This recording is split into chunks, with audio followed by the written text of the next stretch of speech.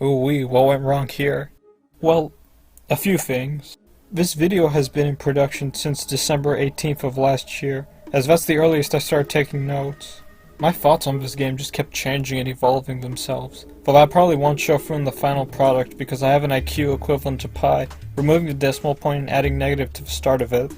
My efficacy at being a writer is below that of a typewriter chimpanzee since they have a chance of producing something that's any good, and if most of this video fails to be an indication of that, then the story section most certainly will. Some stuff got in the way of my production of this video on the script. Laziness. Finishing high school. Laziness. Working with my dad. Laziness. Severe despondency. I do intend to produce more content after this video, hopefully dropping pretensions towards trying to be comprehensive, and hopefully not taking as long as the development cycle for a game in this franchise.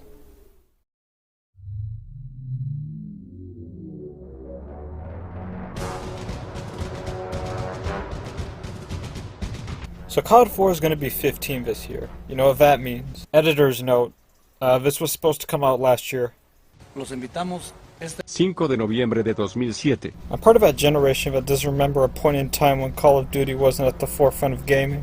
It's a franchise so synonymous with the FPS genre and gaming as a whole to a point that it's one of those icons recognizable to people who don't even play games.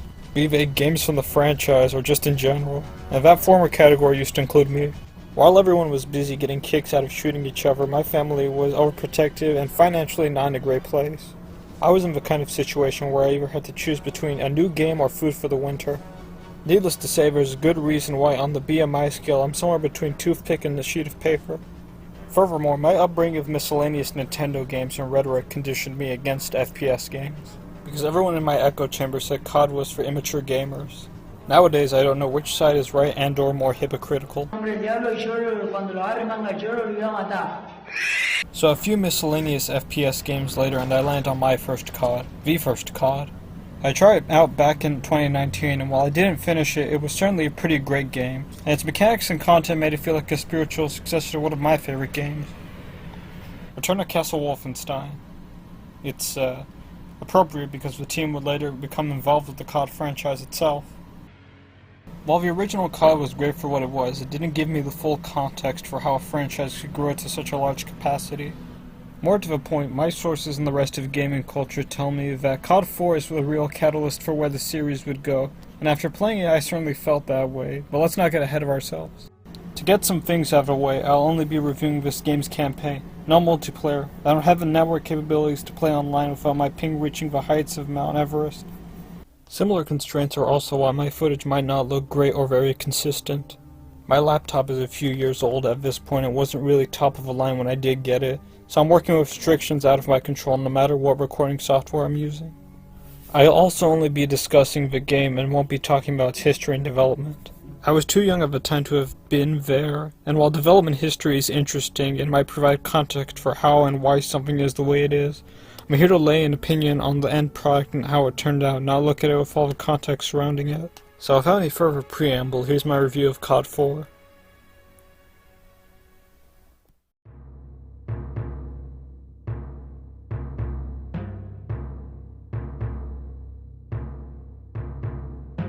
I'd like to state up front that my perspective isn't that of someone who keeps up with yearly releases, so I'll refrain from saying something along the lines of, "This looks good for 2007, even if I've played games from that year."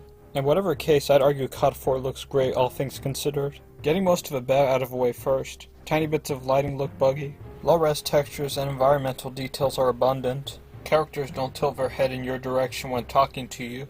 In general, there were a couple of animations that felt janky in motion and in implementation.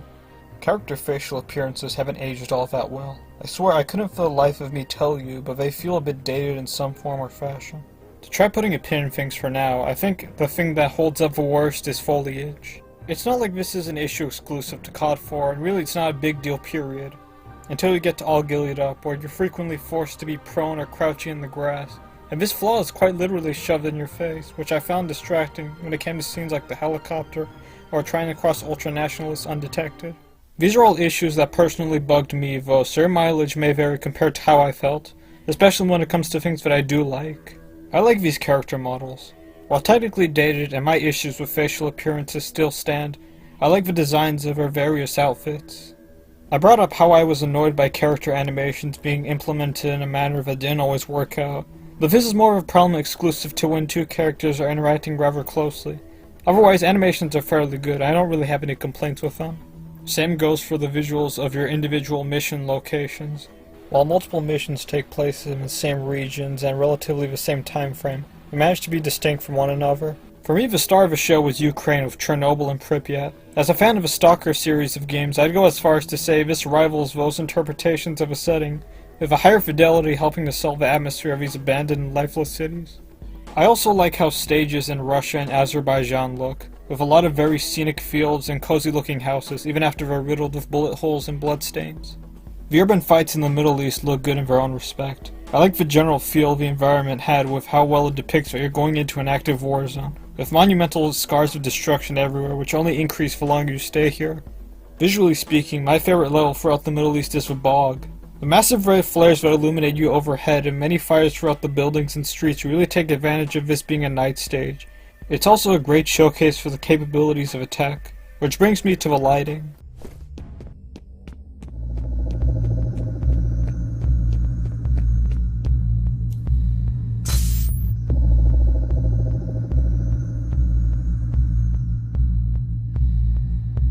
I've played games like Fear which have been relentlessly praised for their lighting. While I don't mean to necessarily criticize it or hold it in a light underneath COD 4, I feel people miss the mark in holding the tech so far above the techniques used. While physics objects projecting and obscuring light add a lot of organic atmosphere in their own right, intelligent light source placement and coordination with the environment is what carries most of the weight in making the game visually striking. Like scenes that are set up to be engulfed in darkness or have light show through in a very specific manner. I'm bringing this up because COD 4 partly feels like the opposite case. While environmental designers definitely know how to work with their tools, the lighting tech alone manages to speak for itself for how organically it elevates visuals throughout. It's so cool to see individual soldiers and helicopters projecting shadows, the combining of multiple colored lights at once. So lighting I'd say holds up the best in terms of discussing tech. I like to briefly gloss over some other visuals before diverging into sound. Smoke effects are quite good. I like the trail rockets left behind in travel prior to collision, and the density of smoke after explosions helps to sell their impact, as opposed to other games where you can toss a grenade and it might feel like a flashbang with how brief the aftermath of the explosion is. The use of haze throughout certain scenes really adds a lot to the atmosphere, best used in the aforementioned Chernobyl missions, but some houses and the CQB obstacle course had it too, which just made it look nicer in my opinion. Speaking from my perspective, enemies didn't suffer an issue where they blended into the background to such a degree that I couldn't point them out while fighting. I'm not sure how I'd describe visuals in general, but whereas I typically hear games from this franchise be called brown and gray, this game showed far more variety and vibrance compared to, let's say, Quake. To finally transition into sound, weapons.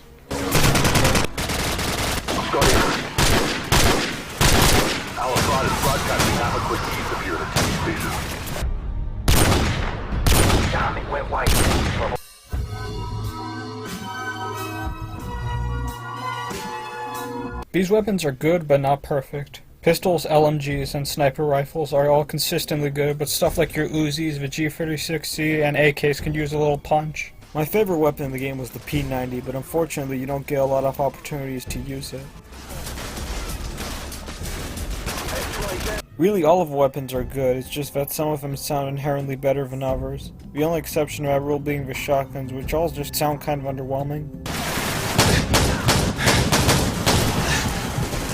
Despite my complaints, the sound design is great. To start with voice acting, it's all very professionally done with characters that sound hardened but not overplayed to a point of edginess. Right. What the hell kind of name is Soap, eh? How'd a muppet like you pass selection? Though my favorite voice doesn't belong to any of the main cast or your rogues gallery. Rather, it belongs to the voiceover in your ears. Bravo 6, this is Vulture 1-6. Bravo 6, we're moving up. That voice has been thoroughly engraved into my head, as well as the audio cue that always plays before it, reminding me of the Combine of Half-Life 2. I like the variety of details in sound design, like how your footsteps make different sounds depending on the environment, and just the vast array of noises that come together creating an atmosphere of a war zone or somewhere that still feels alive despite being presented as quiet. I could go into more specifics, but I'll just let the missions speak for themselves.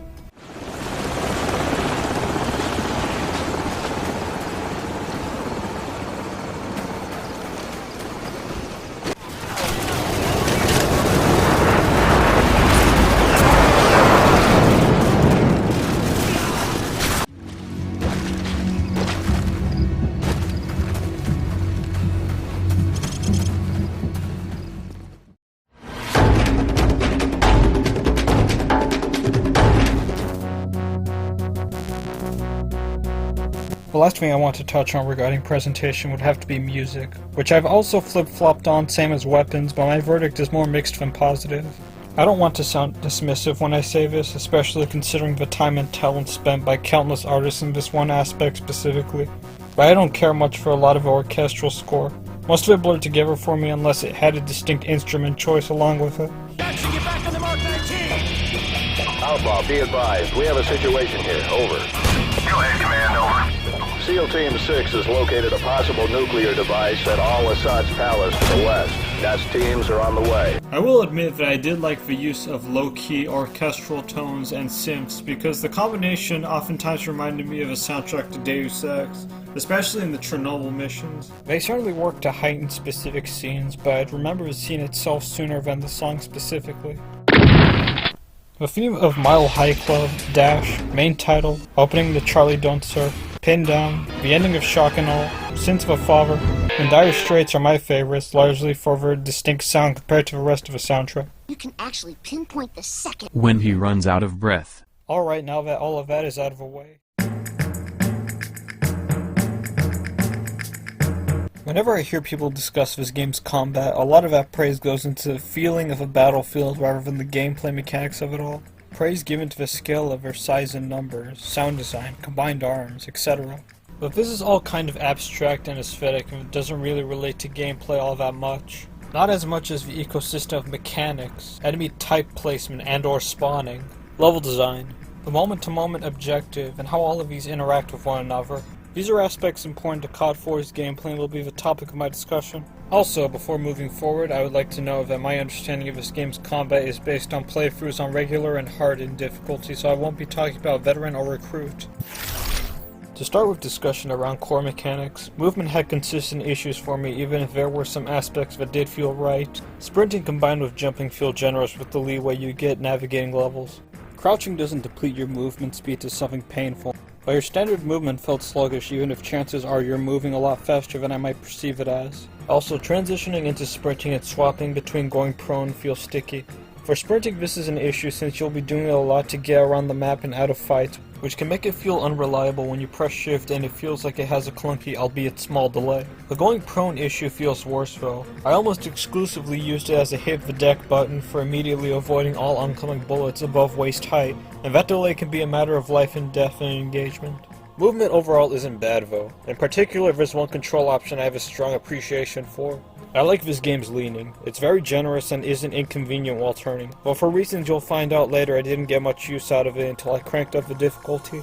I was originally going to get into deep detail about how weapons add to combat, but the differences can be so subtle you really wouldn't be missing out on much, so I'll quickly summarize. Scoped weapons are great for farther distances and are less useful up close with no hipfire reticles and sniper rifles. LMGs are great at closer ranges for racking up more kills than a... They compensate for this factory pace of corpse production with long reloads which can put you in a tight place unless you have a backup plan. Both of these categories serve their purposes well enough and I don't have anything substantial to say about them. Mid-ranged weapons are more of a mixed bag. The issue isn't that they're bad so much as they're consistently unremarkable between one another. With some exceptions, the vast majority of mid-range weapons lack special niches they fit into or mechanics that add to combat. There's no reason for this range of weapons to have such a big pool. Snipers and LMGs know this and circumvent the issue of bloatedness by just having smaller selections, and we're better for it. Even so, despite my complaints with similarities, your overall weapon selection is good with just a few hiccups in the road. Even if weapons lack distinction between one another, AK certainly felt like contenders for the worst SMG. They had what felt like the slowest firing speeds and just some of the worst bullet spread while hip firing, but really all of these flaws just amount to saying they're okay weapons. Shotguns and pistols, though, kinda suck. They force you to give up potential benefits like larger ammo pools and the level of forgiveness afforded to you by spray and pray for more damage per individual shot. But when enemies die so easily to a small storm of bullets to begin with, trading off consistent, sustained firing for single firing doesn't fill a unique niche unlike sniper rifles. It just handicaps you unnecessarily. Back to weapon balance disparity within the middle class. What sort of solutions could one potentially provide to this issue of indistinct dull weapon design? Playing armchair designer with these suggestions, I'd say you don't have very far to go given how Snipes and Lights already have this figured out. Some weapons have a bit of kickback like the M16 and AK-47, Maybe increase kickback with faster firing speeds so you'd immediately have noteworthy changes of a good draw and good drawbacks without having to redesign the weapon entirely. Maybe for pistols, remove a growing crosshair and make them viable while hip firing so you don't have to arbitrarily aim down sights. I can understand and respect the purpose of aim down sights as a mechanic, but I just wish they'd tightened the spread a bit so I could actually use some of these weapons without being forced to slow to a crawl or get tunnel vision. Unfortunately, whatever sort of balance suggestions I have get tossed down the stairs by default in most missions when you consider the following.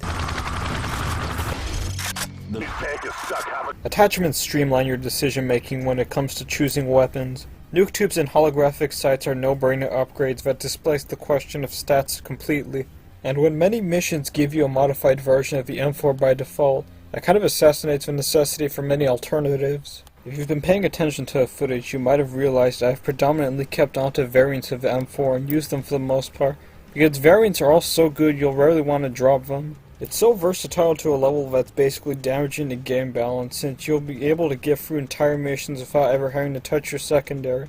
Alternatives might be better in some specific niches, but this weapon is so good that more often than not you can just take those challenges in stride.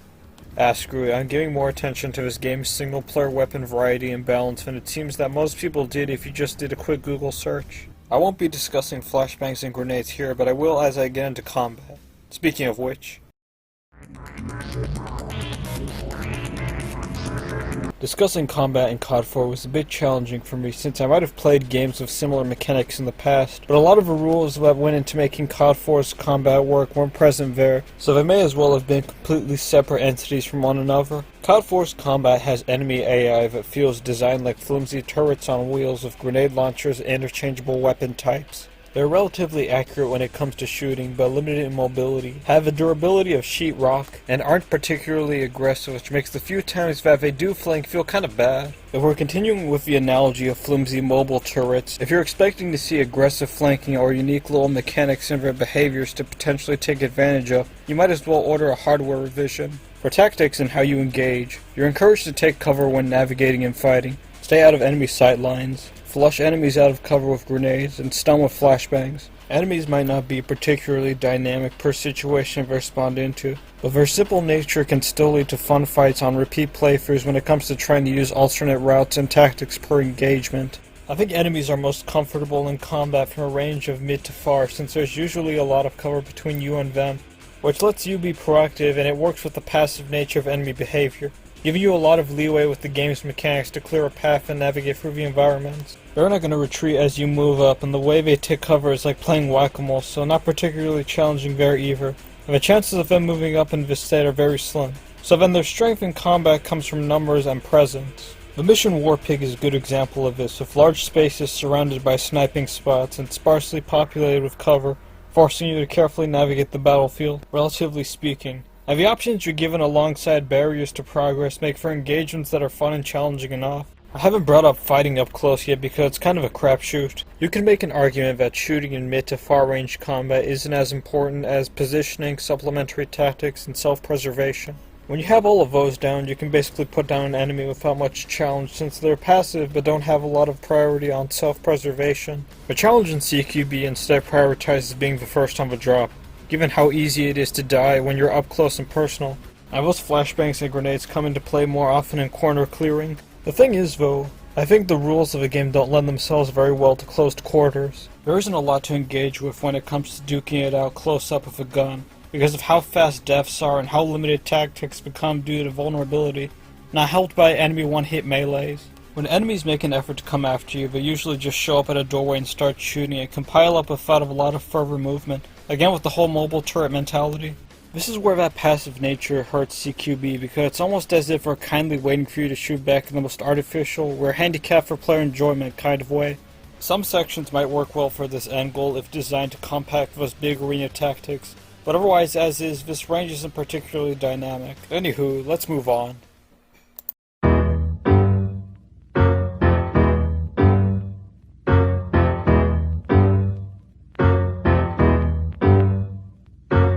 I've talked at length about combat and my issues with it on the surface, but none of it considers how it may work out in an individual mission with their unique level design, mechanics, or context-specific additions. I'll discuss a miscellaneous set of missions throughout the campaign and hopefully get my opinion across by the end of this. I'll be omitting FNG, Mile High Club, All Gilead Up, Death from Above, The Coup, and Aftermath since they're mechanically and in terms of content very different, and they'll be covering extra notes and narrative contents respectively. Ultimately, my issues with the campaign and individual missions have a lot less to do with combat and the design of arenas than I might have let on. Yeah, I might have ragged on COD 4 CQB a fair bit, but judged on its own merits, the game's combat is still good, and CQB isn't impossible to have fun with. I'm of the opinion that missions rarely, if ever, had bad combat. Some missions are just plain okay, not special fights that don't make use of what sort of capabilities enemies can have.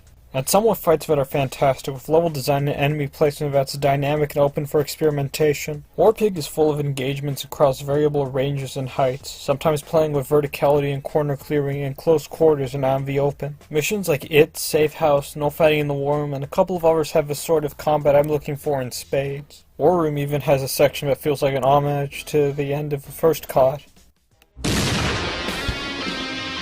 So the quality of combat isn't a big problem, but there are issues surrounding good combat that really brings down some missions compared to others. I wanted to discuss these two separately, but mission length and being forcibly taken out of combat for what I like to call progression quotas tend to go hand in hand with one another. Even the best missions in the game tend to feel like they could go on for just a little more longer, with more fights to squeeze out some additional mileage out of their respective premises, or just let their potential breathe.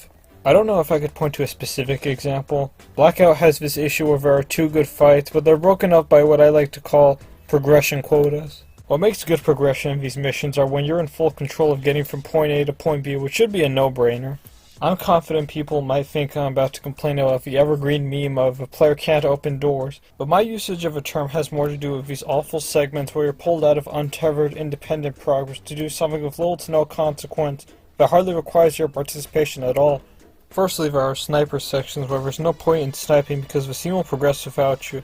Not quite like turret sections, even if they are part of a problem, or stuff like the final defense of one shot, one kill. In that you're sniping against a large number of enemies with tangible consequence for your lack of participation, where you get overwhelmed in your sniper den and are at a high risk of dying. The sections I'm talking about try to pass themselves off as gameplay when there is no challenge. You can very well just sit through them and do nothing. The campaign is plagued with these, and it really bogged down what should be good missions. Other issues I have I'll go through quickly. I feel like delayed script trigger moments. There are sections throughout the game, like the second major arena of Charlie Don't Surf, where you have what seems like it should be an intended square arena for engagements, like enemies flank on both sides or even enter the arena and you have to fight alongside the piece of cover.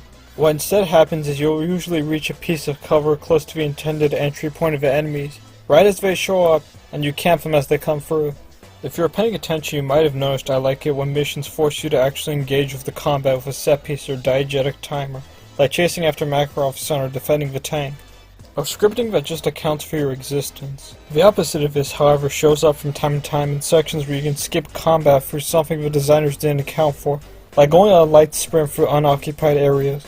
Charlie Don't Surf is a great mission with loads of fantastic engagements, both closed off and in the open, but you can ignore all of the fights out in the open in the second act if you take this route on the leftmost side of the map. In most blind spots you can avoid combat because you're able to outrun enemies or spawning not fast enough to account for you. But to some extent I can excuse that with how it's the sort of thing a fidgety player might exploit, and is more of an unfortunate oversight. Here though, I have trouble understanding how the developers were able to let this oversight go through. I know someone might say it's not fair that I'm abusing this spot off the beaten path, but the way I see it, it's on the developers to create maps the player has to engage with, not on the player to show respect for what developers intend, if their intentions don't show through.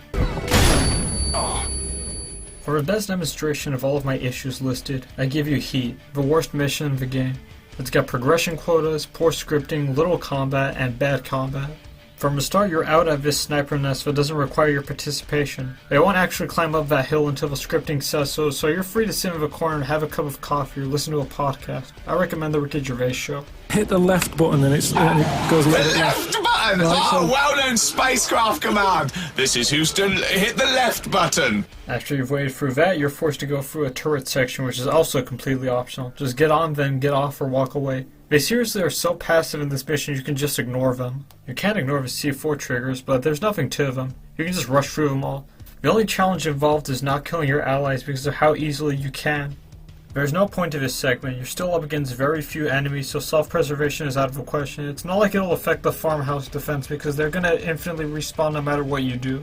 Speaking of which, this is a good case for explaining just bad combat. There isn't anything to explain. It's just a pathetic Wolfenstein bottleneck. No experimentation or anything to stimulate or challenge. When Safe House uses the rest of this layout, it has you cornered at every angle and height, so you have to make considerations for how you'll reach the short-term point B.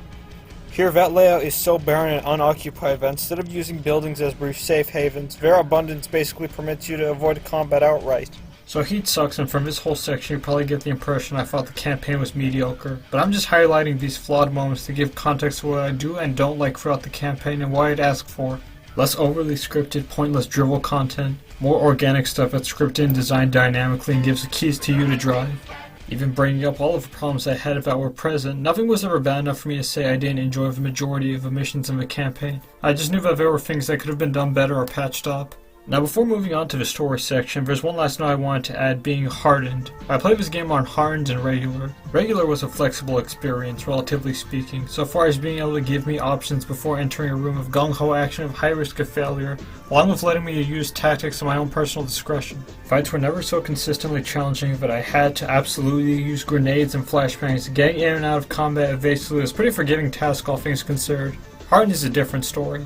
The experience is much slower because of faster enemy reaction time. The window of time you have to reach for cover is significantly shorter, and you'll be punished harder for attempting Jean-Claude Van Damme impersonation, forcing you to clear, check, bang, grenade all of the corners just to create openings to shoot, as opposed to just shooting and taking cover, giving the enemy a bit of depth to CQB. So does it improve a game? Yeah? Realistically though, the answer would be more 2 steps forward, 1 step back. On one hand, it does create a new sort of challenge unto itself. It even remedies issues of lacking enemy placement and spawning by making it so you can't just push forward without engaging with the combat. But on the other hand, there are just a lot of cases where it doesn't show much improvement, even arguably taking away options from you of how you just kinda have to approach situations consistently tactically with less exceptions, so that flexibility is gone. I will say this though, I see it as a perfectly good alternative, pushing more into the direction of how combat has already been designed compared to harder difficulty in the original COD, which takes the combat model that worked just fine and seemingly breaks it.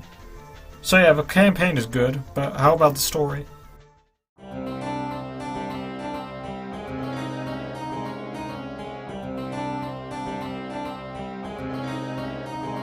Warning. Spoilers for the game's plot and incredibly subjective opinions up ahead. This particular section of my review came into fruition after countless complete revisions that reached the halfway point of completion before self-doubt settled in, as well as several weeks of losing sleep to a point of literally making me question what it was I even got out of stories. That's not a joke. There were sections of this review I patted down significantly that made comparisons to completely unrelated things I enjoyed, just to try giving an understanding of very basic stuff I might have expected to get out of a story. Like Freaknik the Musical, the Treasure Island movie everyone was raving about, and even some obscure 13-episode cartoon no one watched. In service of trying to give perspective to what I felt I could have gone out of a game's story, or indeed any story in general, I fully admit this is probably going to be the most subjective part of this video. So if anything I say incites a great sense of disagreement, like I missed the point or something, I urge you to take that to the comment section and share it. I definitely showed my hand early with that opening part of this section. If it isn't very clear, I'm not a fan of this game's story. My main issue with the plot is the fact that the events that come to fruition feel inconsequential. I'm not talking about the fact that the game ends with you finding out everything has been covered up, undermining all of your efforts. I'm talking about the fact that within the confines of the plot the player goes through, it feels like the events amount to very little because of a lack of permanence and sticking power, as well as the fact that the game fails to build a strong case for investment for what's going on. I don't care about any of these characters or their involvement in the plot. Price, Gaz, Griggs, Al-Assad, Victor, and Imran Zakhaev are nothing to me. Everyone has the issues of being paper thin, having no personality or little personality. Your main crew you spend the majority of the game with are all just gruff soldier types who all spew uncharismatic banter from time to time so devoid of personality, and are virtually interchangeable from one another. All gillied up in one-shot, one-kill are missions where you get to play as Price, and you'd think those would be great opportunities to flesh him out as a character. Putting him in a context he's reminiscing on, potentially making observations about to give you an idea of the kind of person he is on a deeper level. But then he only talks in the first briefing just to give very plainly explained exposition, remaining silent for the missions and assassinating all potential for character development. Mind you, these are missions where he's failing to assassinate Imran Zakhaev, whose survival would end up being the reason why there's a mass grave in the Middle East before this mission. You could use these opportunities with Price to maybe have him lamenting the fact that his failure is why they're all dead, a great opportunity the game misses out on. Moving on to villains, they suffer from more of the same issues and then some, even if there's definitely a stronger effort compared to your protagonist, but only just. Also, and Imran Zakhaev are characters that just boil down to "we hate the West," and that description isn't really leaving any additional details out, considering their justifications do. These characters have speeches that aren't compelling because of a lack of something personal or powerful otherwise at its core that isn't super basic or missing details in the plot to give it that oomph it needs. Both of them mention having their societies ruined as a product of Western collusion, but you aren't addressed directly with the kind of important context later on in the plot to make this point matter, superficial setting aesthetics aside. And you don't need to make your villain's motivation super compelling. But even eschewing that for a second, the villains don't bring anything interesting to the table. They're both also devoid of personality like your main crew, and none of these issues get fixed by the time they're inevitably killed off. I shouldn't have to explain at this point that these aren't really characters.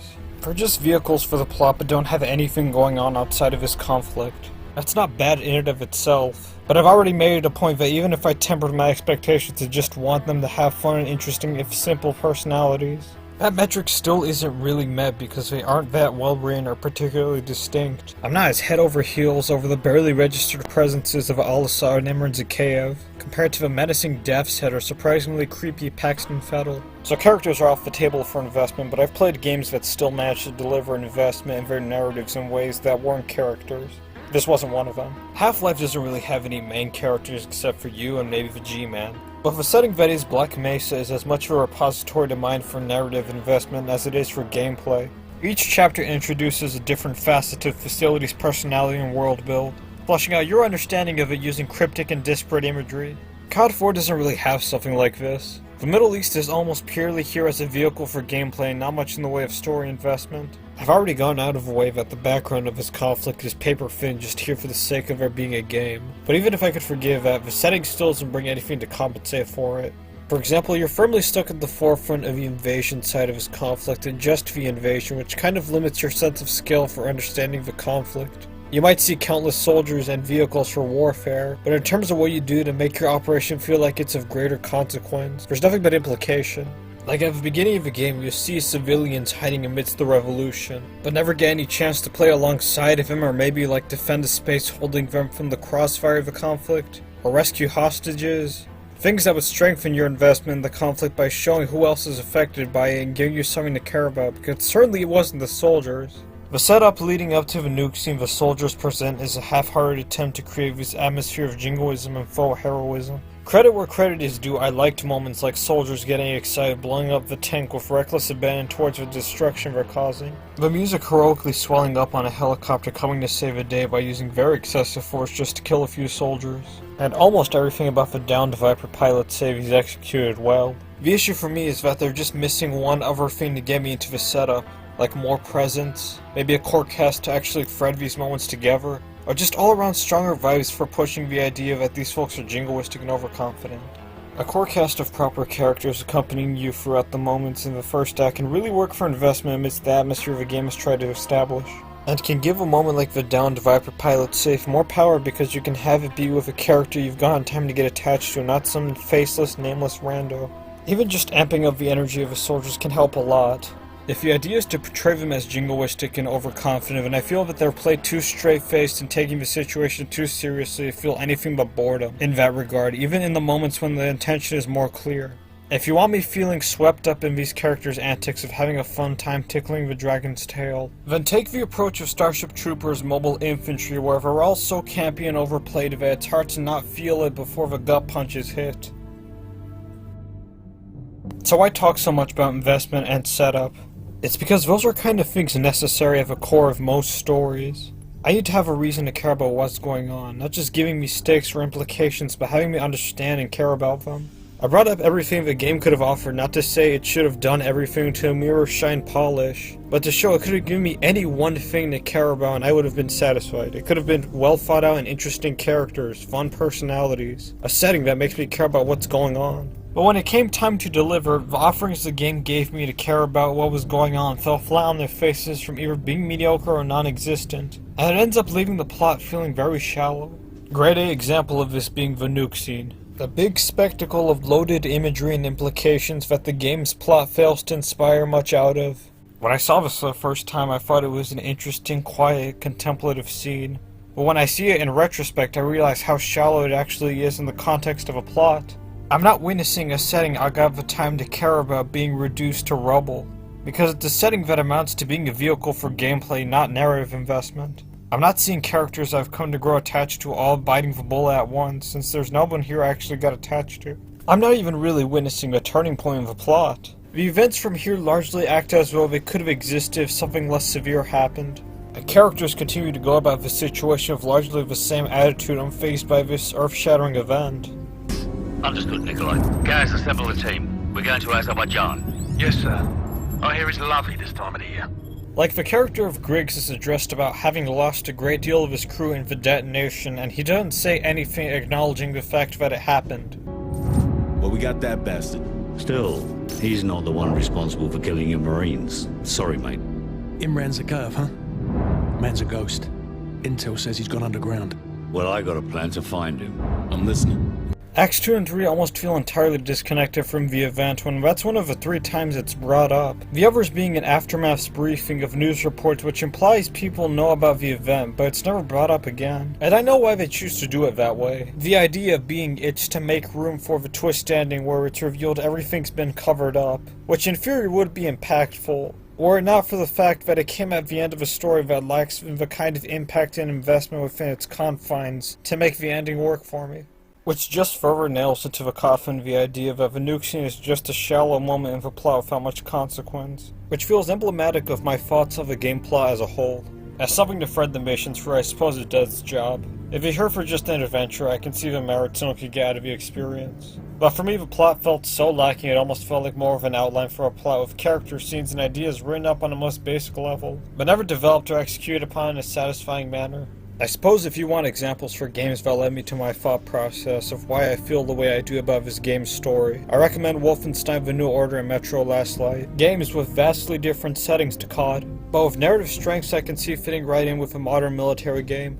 Though I reiterate that if you felt there was a great sense that I was missing something, don't feel hesitant to comment what you thought that was. I'm very open to the possibility I've missed or misunderstood things leading me to my conclusion, and odds are after this video goes up I'll be looking over all the things I missed or cut out due to revisions with the thought I could have composed myself better.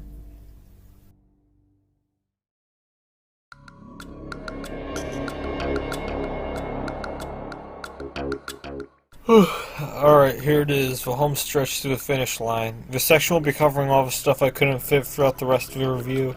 If I sound unenthusiastic, it's because I am. I'll get into that more at the very end of the video.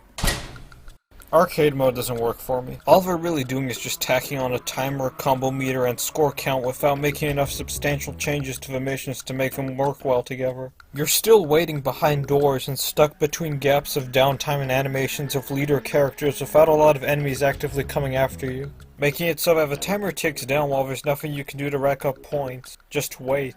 These level design issues should have been dealt with in some way, like outright removal or skewing the additions to work with these level design limitations. Make it so that killing all the enemies in a specific area or reaching doors kills the combo meter, so that individual arenas have a challenge contained to them and you don't have to worry about the issues of overarching and breakable combos.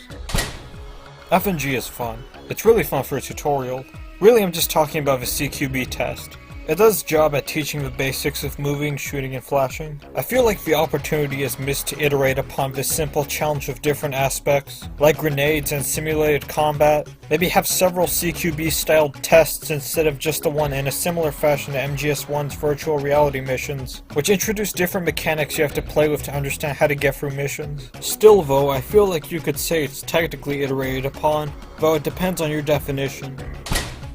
Mile High Club feels like an attempt to make a proper successor to FNG's CQB test as an actual mission, and I think it turned out pretty well. This mission is actually really good for how short and limited its scale is, and honestly has the best CQB in the whole game, because everything is put together so much more tightly compared to other close quarter sections, both figuratively and literally. You're dealing with onslaughts of enemies pouring in very quickly with weapons that chew through ammo, an actually tight time limit, and you're never far from cover. These choices come together to establish a rhythm of ducking, flashing, and shooting, all while maintaining a forward momentum.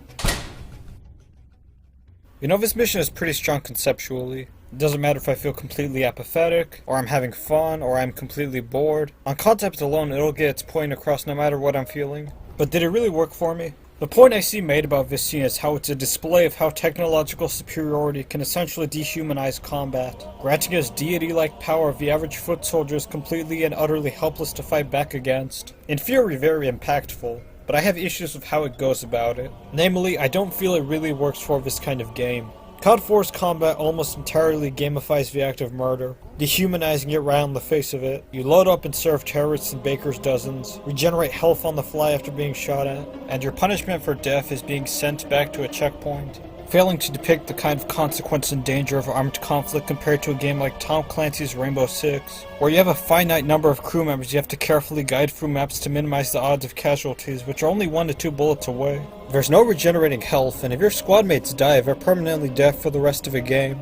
And those pieces come together to express a really powerful sentiment about the nature of armed conflict, about the fragility of human life, and the inclusion of a scene like Death from Above would allow its full gravitas to be fully realized when paired with the context of the game's mechanics. I understand if someone finds that perspective to be nitpicky, instead of just looking at the scene as is. But for me, it's the same issue as the nuke scene, where if this moment existed independently of the game surrounding it, I'd say it would have a strong case in speaking for itself. But when it's tethered to content so insubstantial and failing to inspire much thought, the content brings down the scene itself with it. Alright, time to actually talk about the gameplay itself. It's boring. You're literally just clicking on dots that present no threat to you, and there's hardly any challenge. Moving on. It stinks.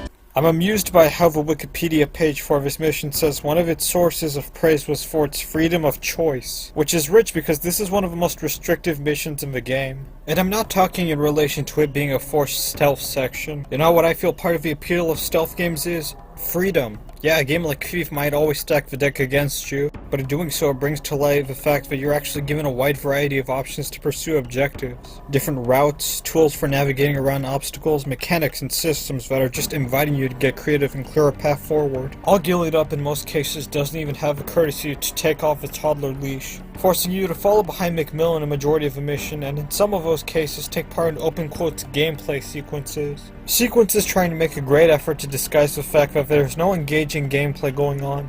You're just acting at a set piece to progress forward. In the few instances where you get to actually play the game, there's very little in the way of meaningful stealth interactions. There's these little slices where you have to assassinate some fellas, but they're so compact that they shut the door out for experimentation, making it so that alternatives are non-existent, or if they do exist, they aren't as interesting or worth it from an engagement standpoint. I have nothing else to say. This mission is just terrible. How it warranted an alleged 3-month development and 10,000 lines of scripting are all beyond my comprehension. I might not know anything about game development, but I know well that the effort that went into this mission doesn't show through in the final product.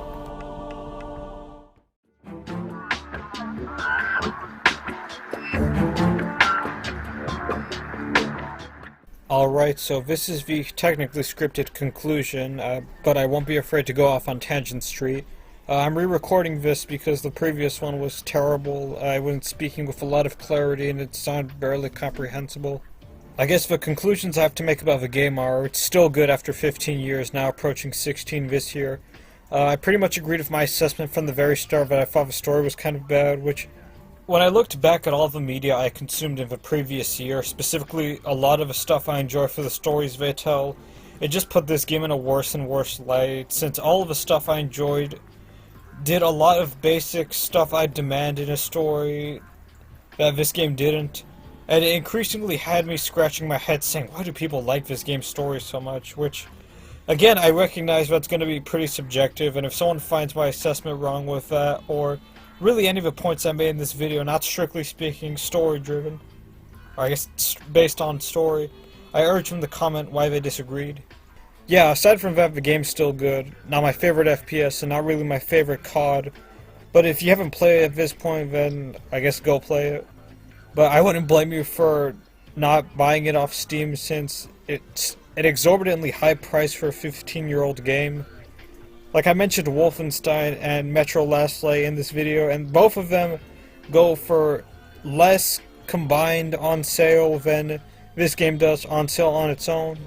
I guess going into talking about the video, it was supposed to release back in November, but that story section did a number on production, which is why it's coming out in like February. In fact, all the sections prior to the story section were edited and written and revised in a matter of like literally days per section, which it kind of shows since there are some parts where you can clearly see I'm trying to rush it, resulting in stuff like me fumbling my words, inconsistent audio levels, points where you can tell that I'm recording in a different room but did it anyways because I didn't care about the quality of the audio just so long as I had the clip. There are instances where you can see my voice cutting off because I tried to say a line that turned out to be long enough that it made me lose my breath. Also, if you're noticing audio issues that feel like a product of something in particular, that's because I'm recording this straight on my laptop without a proper microphone.